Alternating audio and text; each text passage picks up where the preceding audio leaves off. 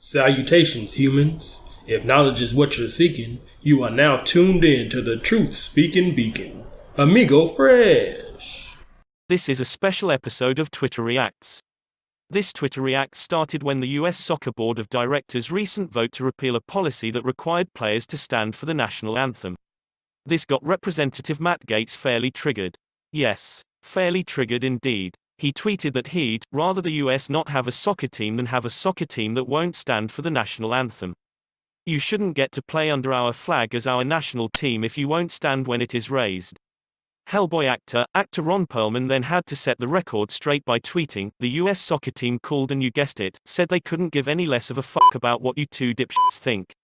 Well, this made little Matty even more triggered and set off a tweet storm. Gaetz replied, "This racial justice warrior had no problem in Hollywood portraying the white supremacist leader of a motorcycle gang." Perlman then said, "Yes, so true.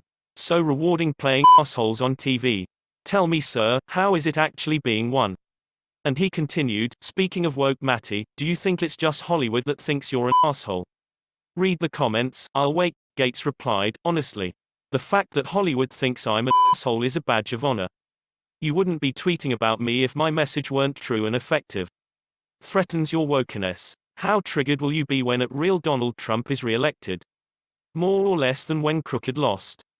So Perlman continued, "And while we're at it, boy, what is this shit about playing your crowd with dog whistles like Hollywood, making them think culture is the thing that's keeping them down? When it's really you and your greed." Gaetz said, "I can see I was way off with the triggered analysis."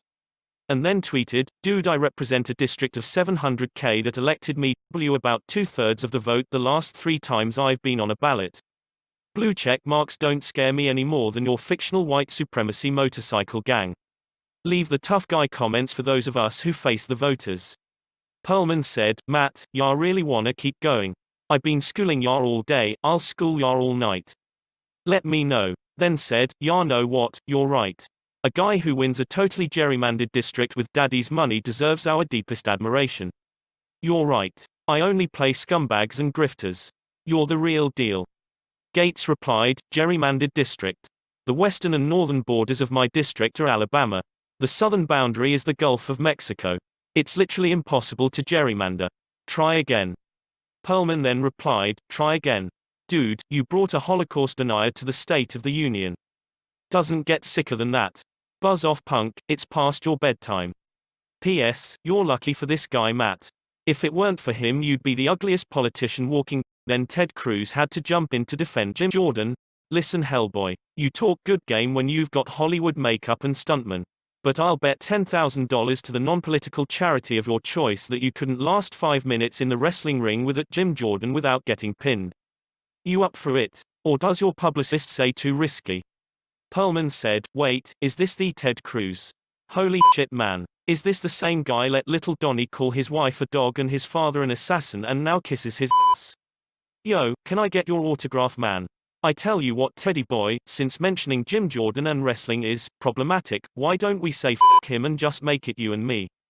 I'll give $50K to Black Lives Matter and you can keep all the taxpayer money you were thinking of spending."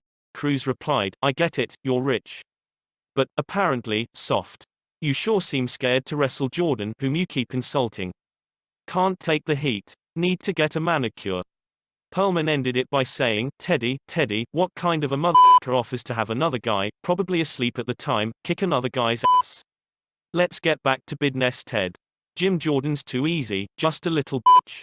But you Teddy, you talk shit about New York every chance you get. My hometown. It's personal. Let's go mofo."